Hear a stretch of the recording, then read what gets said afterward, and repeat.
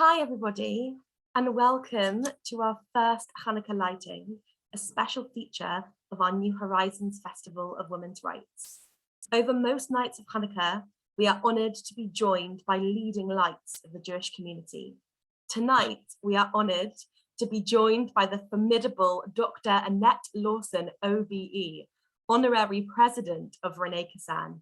Annette has a long and seriously distinguished background working in women's rights. Annette is an ex-academic, a sociologist, and an activist feminist who for so many years has held leading positions in women's organizations seeking gender equality and women's access to human rights.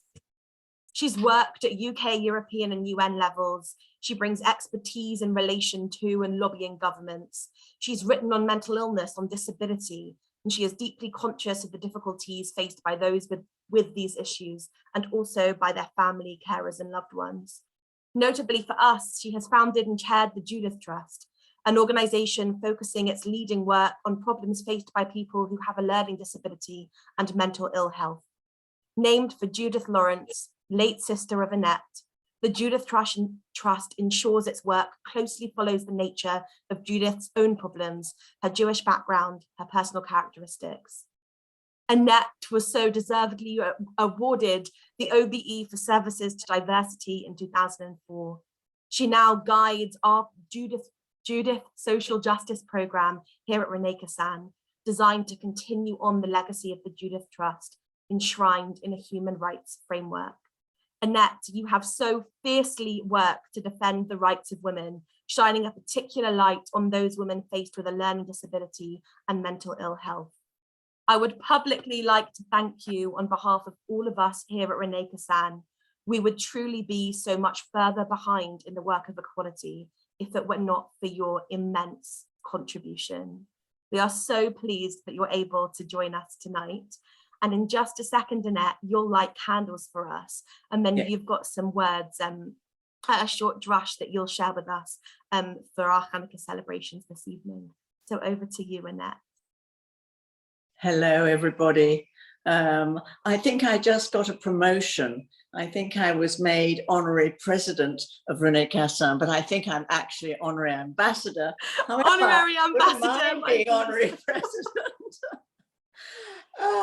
I feel especially honoured in any event to be invited this evening to light the first of the Hanukkah candles for this year.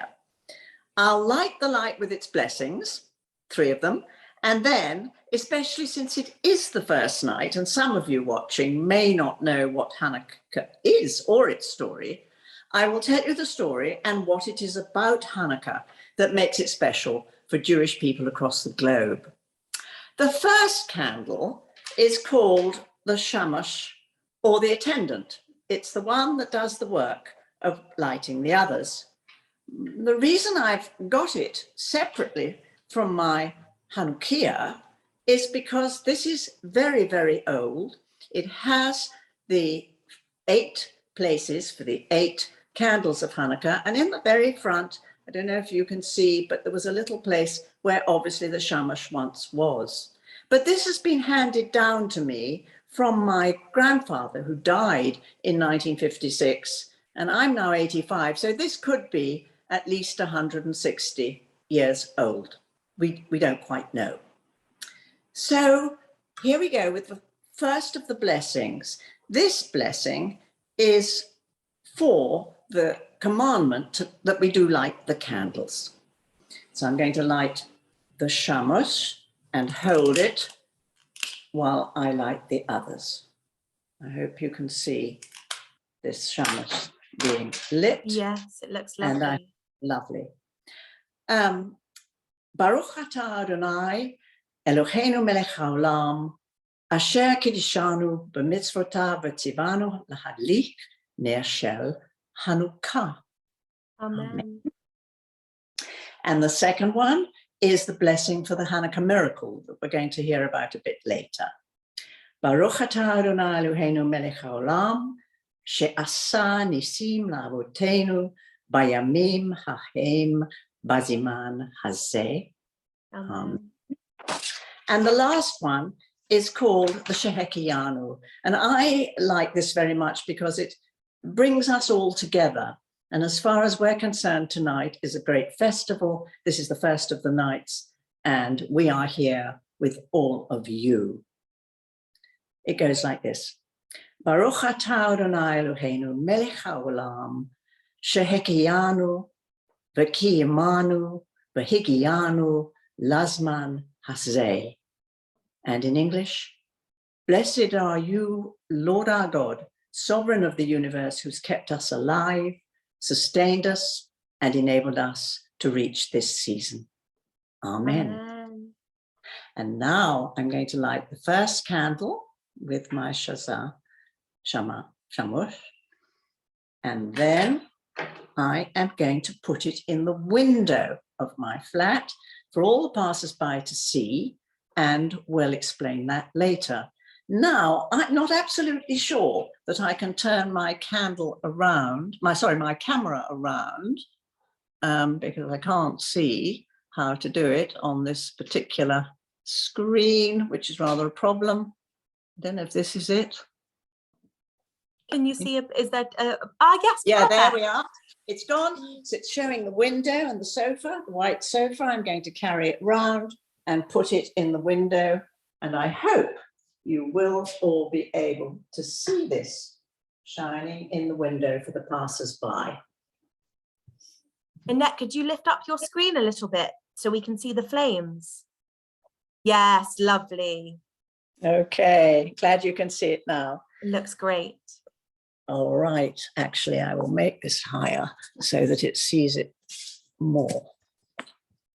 There, you probably can still see it. But as soon as I turn the screen to tell you the story of Hanukkah, I'm afraid you won't be able to see it anymore because we can't have it facing both ways.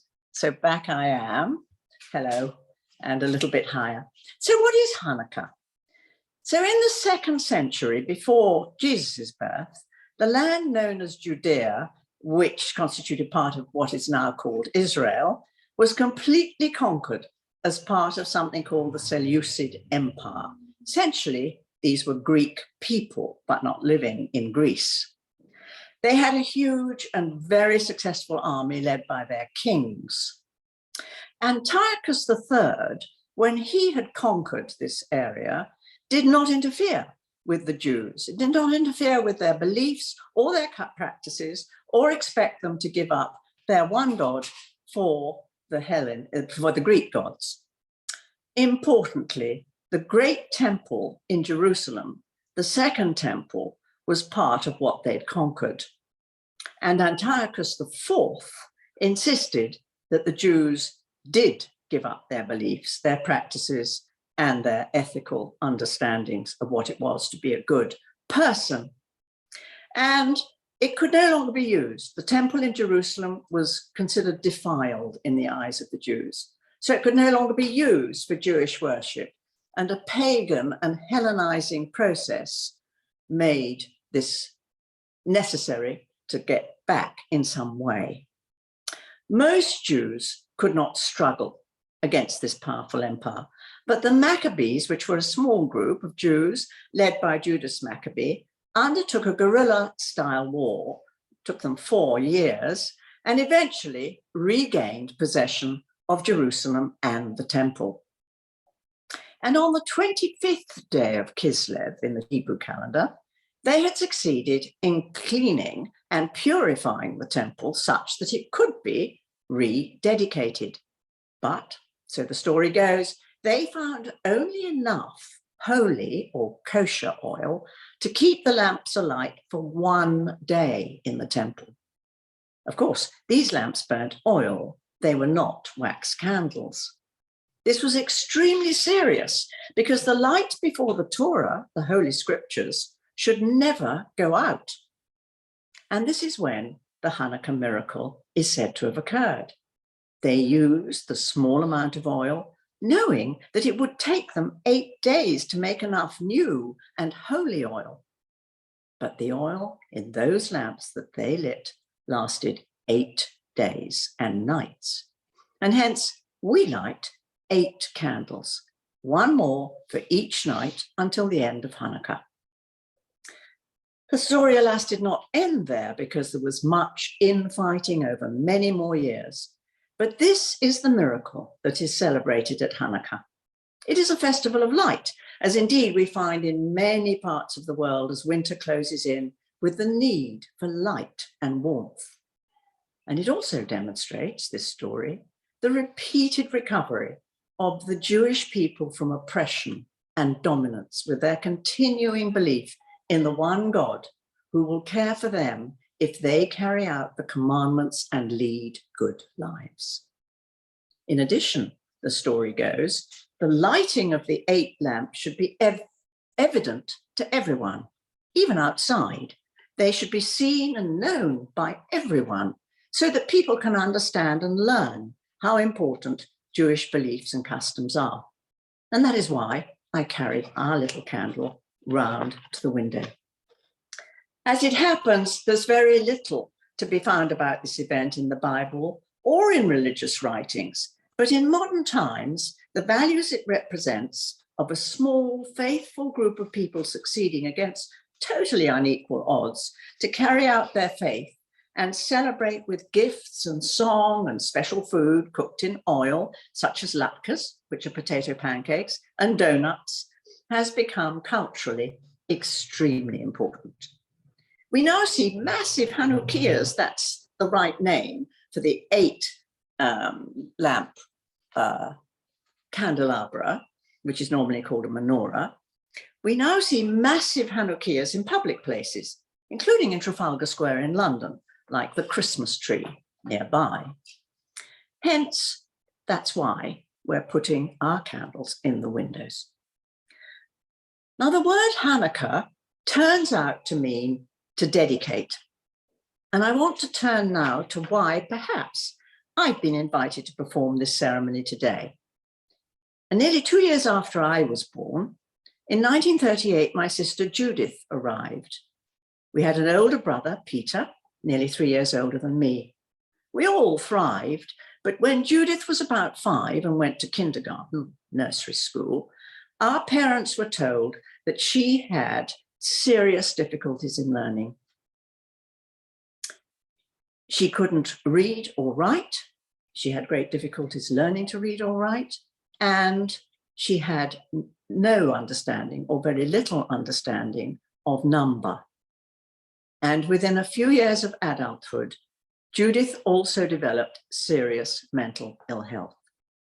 She did learn to read and write. It gradually became clear that she could not lead an independent life, and for many years she lived in a psychiatric hospital. But the last 10 years were spent in a very good Jewish residential home where she was pretty happy, cared for by wonderful healthcare workers. In my own life, I have tried to translate problems of family life or of inequality into social and political action. For example, when I experienced discrimination at my university on the grounds of my sex, that is, because I was a woman, even though it was already unlawful, I learned from feminists who taught me how to analyze and examine these problems, how to take a gendered lens, one that always poses the question, is this different for women, for girls? In what ways? What needs to be done? How can we change the situation? So I became an activist feminist working to make our world more equal as between women and men. So in 1997, when my brother first sold the family business founded by my father, he and I decided we should use some of this money to try to raise awareness of Judith's difficulties and needs and advocate for change for all those with these dual problems that she faced. So we founded a charity, a grant-giving foundation called the Judith Trust.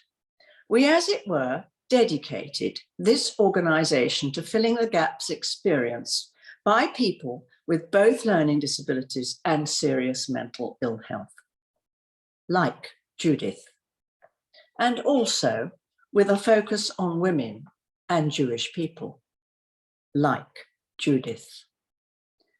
Judith died in September 2019, and our board decided to seek a home or homes for the remainder of the trust money and bring the Judith Trust to an end.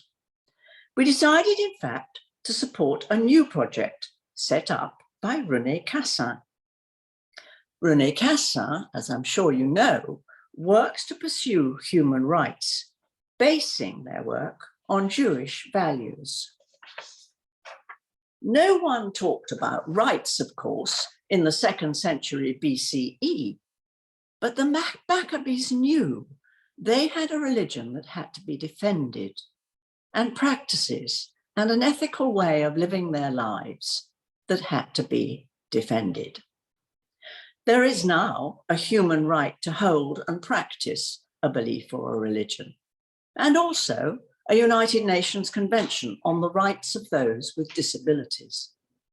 Hence, the Judith Trust is supporting René Cassin's Judith Social Justice Project. It comes within René Cassin's relatively new program on the rights of women and girls. But the Judith Social Justice Project focuses on those with disabilities, including mental ill health. It is dedicated to this. So it just remains for me to say, Happy Hanukkah to you all. Happy Chanukah. Thank you so much, Annette, for your inspiring words. We are so honoured to have you as honorary ambassador of René Cassin, and also with us, with me specifically, on this special journey that we're taking through the Women's Campaign via the Judith Social Justice Project. It means so much to us that we get to be the torch bearers of these values and of this work. Wishing you all a very happy Chanukah, and we will be back tomorrow evening with our 2nd candle lighting. Have a lovely evening, Chag Sameach, and thank you again, Annette. Bye-bye now.